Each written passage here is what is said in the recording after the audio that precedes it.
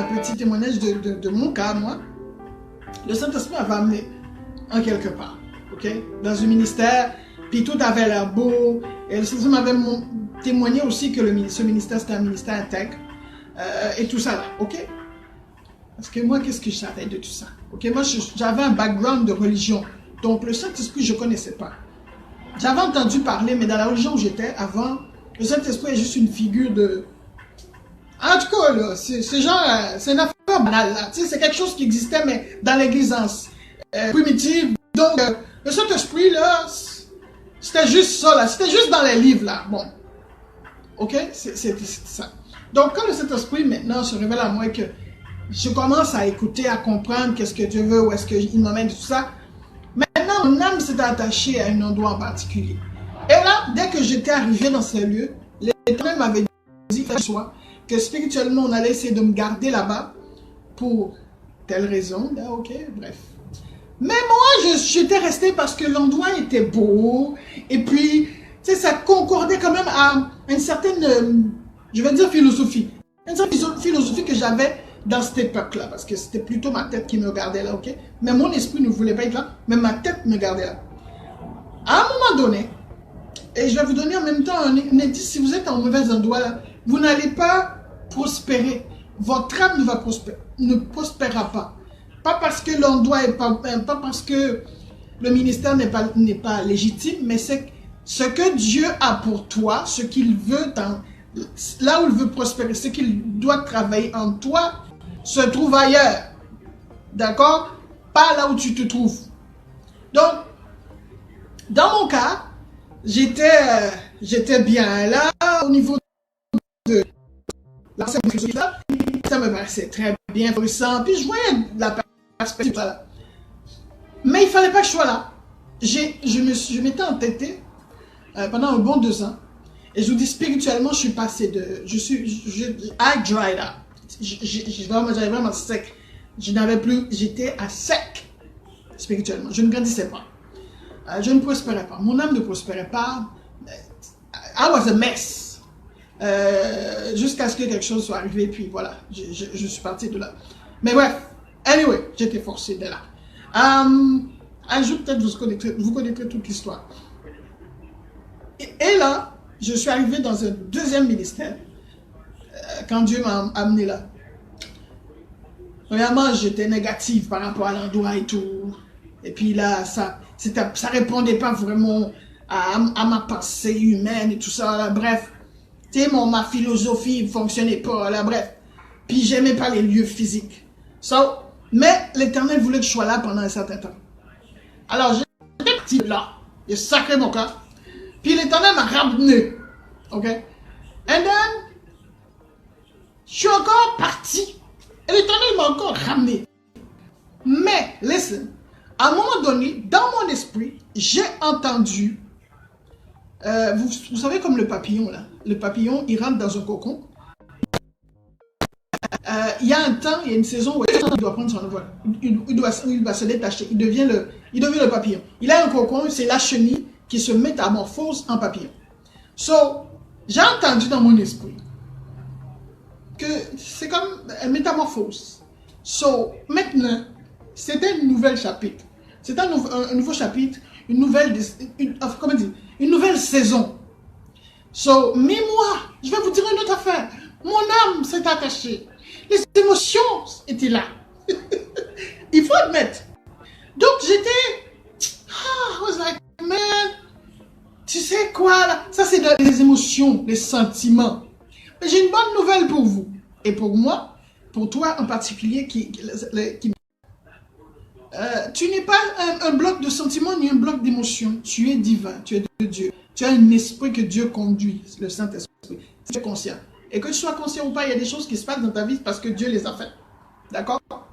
That's it.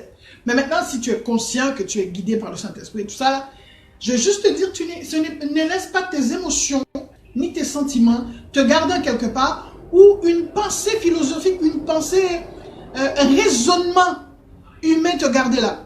Par exemple, il y a des sœurs que je vois qui restent dans un lieu, la personne sait que elle ne prospère, que son âme ne prospère pas, il n'y a rien qui bouge.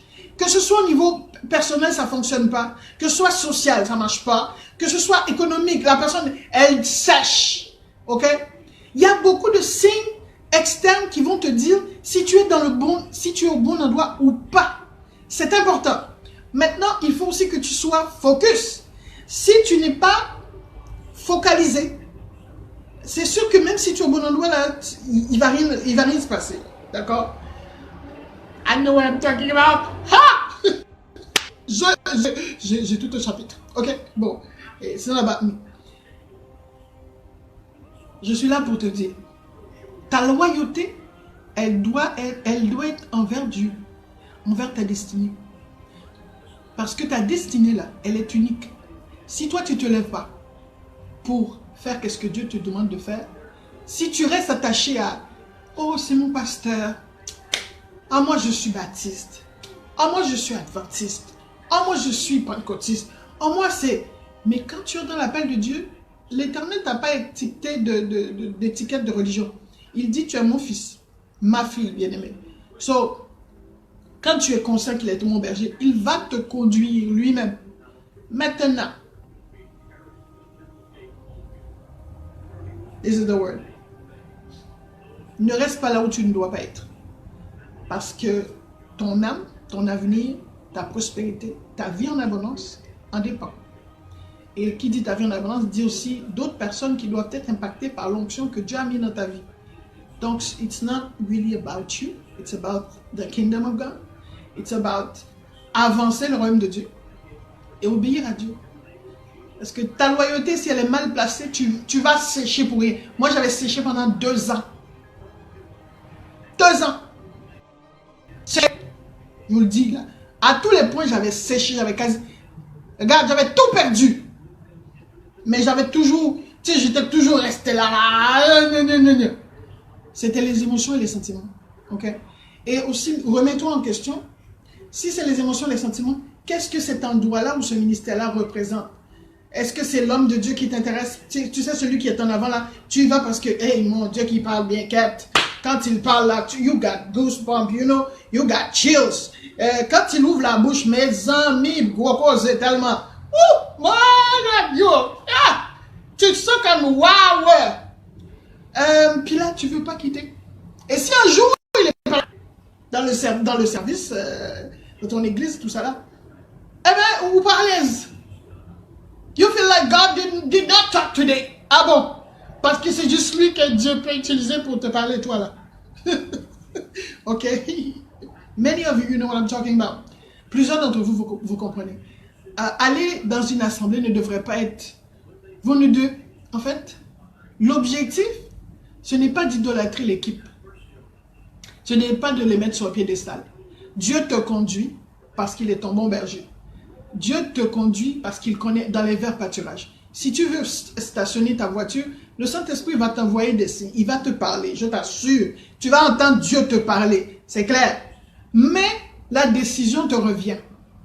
Je lisais cette semaine sur Jacob, dans Genèse 31. Lorsque Jacob avait quitté chez sa mère, à cause de tout ce qui lui est arrivé, tout ça là, sa mère avait fait un plot et tout. Et puis sa mère a dit, va-t'en chez Laban, mon frère, dans sa famille. Maintenant, Jacob est arrivé là. Jacob était parti parce que sa mère lui avait dit. Donc Jacob obéissait à la voix de sa maman, pas à la voix de Dieu. Maintenant, Jacob est arrivé, il a vu une fille, etc. Tombé amoureux, blabla, il voulait l'épouser. Mais dans leur coutume, il faut une dot. Et Jacob n'avait rien, on comprend. Mais qu'est-ce que Jacob a dû faire? Il a proposé à Laban, je vais travailler pour toi pendant 7 ans. Pour faire une histoire courte, Jacob est resté là 20 ans. 20 années. Où est-ce qu'il n'avait rien? Laban l'avait dried. Allez lire en Genèse 31, vous allez comprendre. Mais à la fin, quand Dieu lui a envoyé la parole, Dieu lui a dit, Jacob, retourne dans le pays. Pour à retenir. Laban, c'est écrit aussi dans Genèse 31. Laban était un manipulateur, menteur, méchant, gros, extra. Il avait vendu ses filles et il avait mangé l'argent. Ce sont les filles qui ont témoigné. Listen. Si tu restes là, si Jacob était resté là, s'il n'était pas parti, il ne serait pas devenu la nation Israël qu'on connaît. il serait resté Jacob et non Israël. Donc, là où tu restes en ce moment, l'endroit où Dieu ne te veut pas, mais que toi, tu sens que ton âme dit, oh, I'm cozy here. Oh, it feels good. Ok, je t'ai habitué. Même si tu sais que financièrement, zéro impact.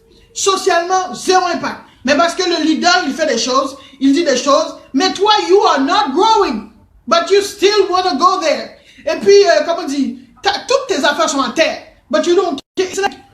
Tu es aveuglé par, oh oui, oui, oui.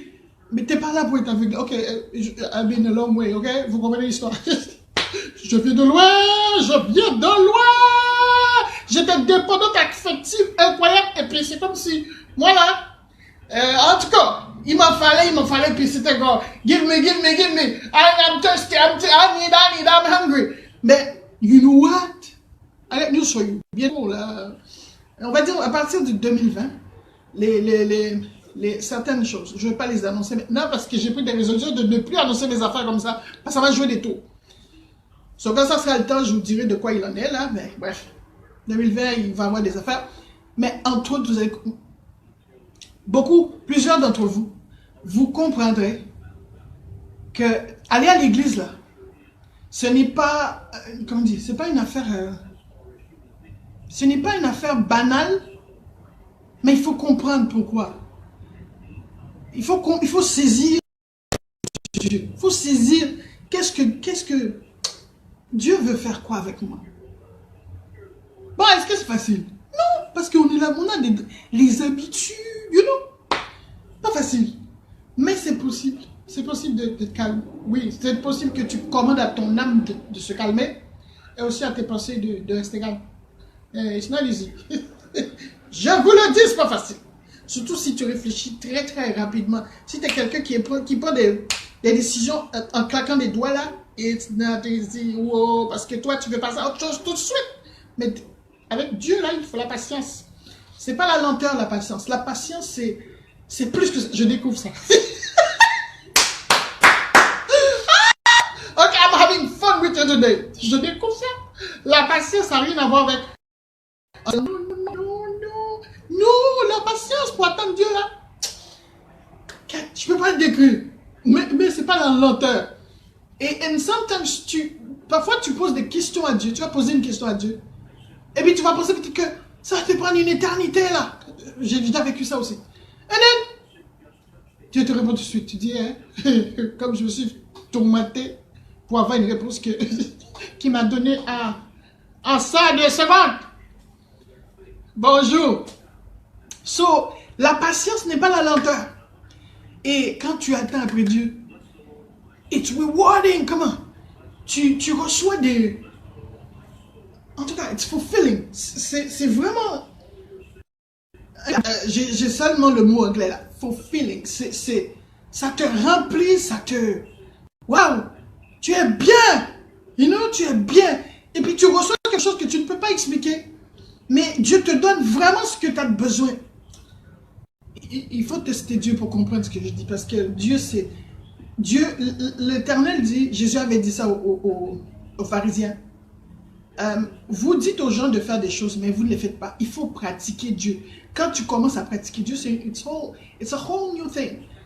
C'est pas pareil pantoute là. Parce qu'on peut te prêcher du matin au soir. Tu peux entendre tellement de messages. Ce fait mon cas. Et tu te fais des idées. Mais quand tu commences à mettre la parole en pratique, c'est différent. So, ma soeur qui m'écoute, ou mon frère qui m'écoute, si ça fait 20 ans que tu as vu que ton âme n'a pas prospéré, spirituellement, tu es au point zéro, genre, tellement que, ou même plus bas que zéro là, ça veut dire ça fait longtemps que Dieu t'a dit de sortir, mais tu es resté là, donc you have dried. Mais c'est pas tout ça. Les loyautés comme, oh, c'est mon pasteur, oh, ça fait longtemps, oh, tu sais, depuis que je suis arrivé à Montréal, c'est là que je vais, mais tu sèches, get out of it. I mean, sors. Parce que Dieu va demander des comptes à chacun pour ce qu'il aura dit ou fait. Ton pasteur ou ce ministère-là, beaucoup de personnes ont été déçues par certains ministères parce qu'elles étaient arrivées avec leur pensée philosophique. Là, et puis leur pensée philosophique, ben ça a fait le fond. OK?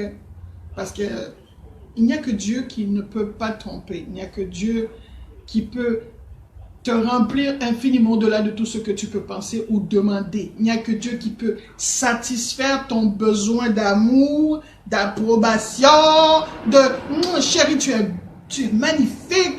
Oh wow, you are the princess. Il n'y a que le Saint-Esprit qui peut faire ça. Je vous le dis. Oh my God. Really. Ne reste pas là où tu sens, où tu vois que tu dessèches. Parce que c'est mon église. Oh, parce que je connais les gens. Ne laisse pas l'esprit de philosophie là te garder captif. Que Dieu te guide et t'aide. Ciao.